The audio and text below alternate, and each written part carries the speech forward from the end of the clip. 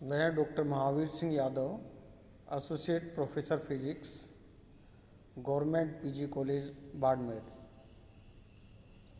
मैं आज BSc part third का physics paper second unit first जो जुलाई माह में पढ़ाई जाने वाली है, उसका एक topic nuclear size and density, इस पे आज अपना व्याख्यान देना चाहूँगा। जैसा कि रदरफोर्ड के परमाणु मॉडल में परमाणु के दो भाग माने गए, नाभिक तथा बाहरी कक्षा। परमाणु का आकार 10⁻⁻10 मीटर की कोटि का होता है, जबकि नाभिक का आकार 10⁻⁻14 to 10⁻⁻15 मीटर की कोटि का। नाभिक के आकार का सर्वप्रथम आकलन रदरफोर्ड के अल्फा कण प्रकीर्णन पर किए गए प्रयोगों की सहायता से किया गया। रदरफोर्ड के प्रकीर्णन सिद्धांत को प्रतिपादित करते समय माना गया था कि कूलाम का नियम पूर्णतः वैध है। इसे काम में लाकर नाभिक के आकार का आकलन किया जा सकता है। यदि ज्ञात ऊर्जा के एक अल्फा कण को शून्य टक्कर प्राचाल अर्थात 180 डिग्री के प्रकीर्ण कोण पर सोने की पन्नी की तरफ भेजा जाए तो अल्फा कण की गतिज ऊर्जा का मान अल्फा कण तथा सोने के नाभिक में स्थित धनावेश के मध्य लगने वाले प्रतिकर्षण बल के कारण कम होती जाती है एवं स्थितिज ऊर्जा का मान बढ़ता जाता है। एक निश्चित बिंदु पर अल्फा कण की समस्त गतिज ऊर्जा का मान स्थितिज ऊर्जा में परिवर्तित हो जाता है तथा अल्फा कण क्षणिक देर के लिए रुक जाता है। इस स्थिति में सोने के नाभिक तथा अल्फा कण के बीच की दूरी को नाभिक के आकार की ऊपरी सीमा कहा जा सकता है। इस बिंदु तथा सोने के नाभिक के बीच की दूरी न्यूनतम होती है। यदि इसका मान x माना जाए तो ऊर्जा संरक्षण नियम से अल्फा कण की गतिज ऊर्जा बराबर अल्फा कण की इस बिंदु पर स्थितिज ऊर्जा, अर्थात मैं इसको निम्न प्रकार लिख सकता हूँ 1/2 m v naught square equal to k z e into 2e upon x, where x is the distance or we can say it is a radius of the nucleus, और x इक्वल टू, या मैं इसी को मैं दूसरे रूप में कहूँ तो x के रूप में यदि इसको लिखना चाहूँ तो यहाँ x equal to k z e into 2e upon 1/2 m v naught square. यहाँ 1/2 m v naught square alpha कण की गतिज ऊर्जा को व्यक्त करता है। 2e अल्फा कण के आवेश तथा Ze सोने के नाभिक के आवेश को व्यक्त करता है। सोने के नाभिक के लिए Z का मान 79 होता है, अर्थात अल्फा कण की प्रारंभिक गतिज ऊर्जा यदि 8 MeV हो तो x equal to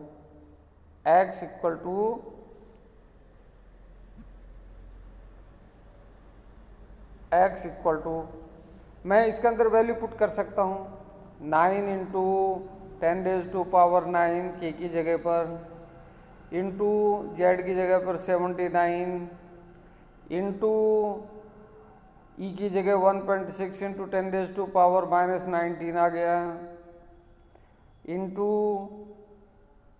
2 into 1.6 into 10⁻⁻⁻19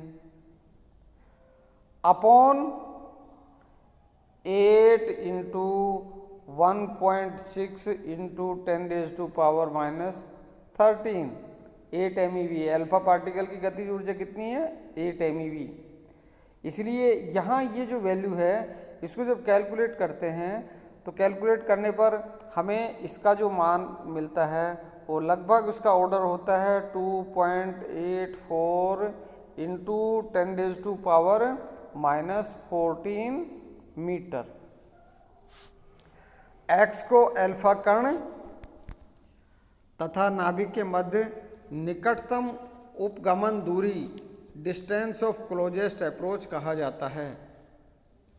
नाभिक का आकार इस उपगमन दूरी के बराबर या उससे कम होता है। जब इन प्रयोगों को रदरफोर्ड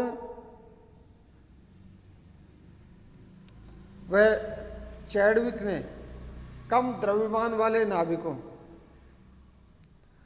जैसे एल्यूमिनियम पर किया गया, तब कूलाम के व्युत्क्रम वर्ग नियम को मानकर की गई गणना एवं प्रायोगिक परिणामों में अधिक प्रकीर्ण कोण 135 डिग्री या अधिक पर असमानता पाई गई। सैद्धांतिक तौर पर की गई गणना से विचलन इस तथ्य की ओर संकेत करता है कि इन दूरियों पर अल्फा कण एक हल्के नाभिक के मध्य कूलाम प्रतिकर्षण का नियम कार्य नहीं करता, परंतु अल्फा कण एवं नाभिक के मध्य एक आकर्षण बल कार्य करने लग जाता है। इससे इस धारणा को बल मिलता है कि नाभिक की काल्पनिक त्रिज्या RC के अंदर कूलाम नियम कार्य नहीं करता तथा इस स्थिति में अल्फा कण की स्थितिज ऊर्जा का मान कूलाम प्रतिकर्षण बल से प्राप्त स्थितिज ऊर्जा से कम हो जाता है।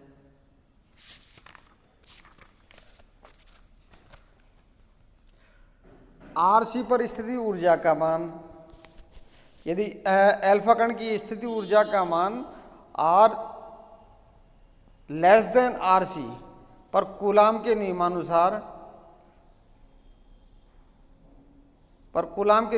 तथा R लेस देन RC पर नाभिकीय बलों के अनुसार कार्य करता है।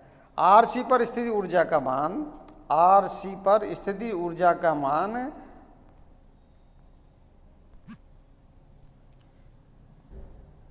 के Z1E into Z2E upon RC। यहाँ Z1E अल्फा कण का आवेश है, Z2E हल्के नाभिक का आवेश है। यदि नाभिक के घनत्व को स्थिर माना जाए तो नाभिक की त्रिज्या का मान निम्न सूत्र से किया जा सकता है, अर्थात RC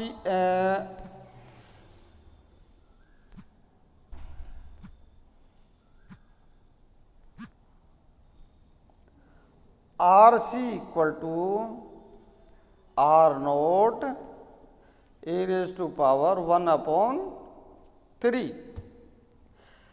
इस सूत्र को व्युत्पन्न करते समय इस बात को माना गया है कि प्रोटॉन तथा न्यूट्रॉन समान आकार के तथा असंपीड्य कण हैं। इसकी त्रिज्या R0 है, R0 है तथा नाभिक गोलाकार होता है। यदि नाभिक की त्रिज्या R मानी जाए तो नाभिक का आयतन इक्वल टू 4π/3 R³ होगा और यहाँ R की वैल्यू रखी जा सकती है ऊपर से। तो ऐसी स्थिति के अंदर यहाँ जो इस स्थिति के अंदर जो R की वैल्यू निकल के आती है तो R इक्वल टू यहाँ से आएगा R equal to R0 e⁻⁻1/3। अतः आजकल नाभिक की त्रिज्या का मान r equal to r0 e⁻⁴ से ज्ञात किया जाता है, जो कि विभिन्न प्रयोगों से प्राप्त परिणामों से साम्यता रखता है। यहाँ r0 का मान 1.2 इंटू 10⁻⁻15 मीटर से 1.3 इंटू 10⁻⁻15 मीटर के मध्य होता है। डेंसिटी ऑफ न्यूक्लियस अर्थात नाभिक का घनत्व। रदरफोर्ड मॉडल के अनुसार किसी पदार्थ के परमाणु के नाभिक में धनावेशित प्रोटॉन तथा उदासीन न्यूट्रॉन होते हैं। ये अवयव r equal to r0 e⁻⁴ त्रिज्या वाले गोलीय आयतन में समान रूप से वितरित होते हैं। अतः नाभिक का घनत्व बराबर द्रव्यमान बटे आयतन। इसलिए जो घनत्व है रो है, रो का मान मैं लिख सकता हूँ rho equal to a into mn upon v। यहाँ mn की वैल्यू रखी जा सकती है। mn की value mass of proton, mass of neutron, we can say 1.67 into 10⁻⁻27 kg। यहाँ v की वैल्यू रखी जा सकती है 4π/3 r0 e⁻⁻1/3 होल क्यूब। तो यहाँ इस तरह से यहाँ इसकी वैल्यू सब्स्टिट्यूट करते हैं तो अपने पास में मिलकर ये आता है रो की वैल्यू। इनको 1.81 इंटू 10⁻17 किलोग्राम पर मीटर क्यूब, अर्थात यहाँ ये जो नाभिक का घनत्व है ये काफ़ी अधिक होता है और साथ ही साथ ये परमाणु की द्रव्यमान संख्या पर निर्भर नहीं करता है, अर्थात एक नियत राशि होती है जिसका मान लगभग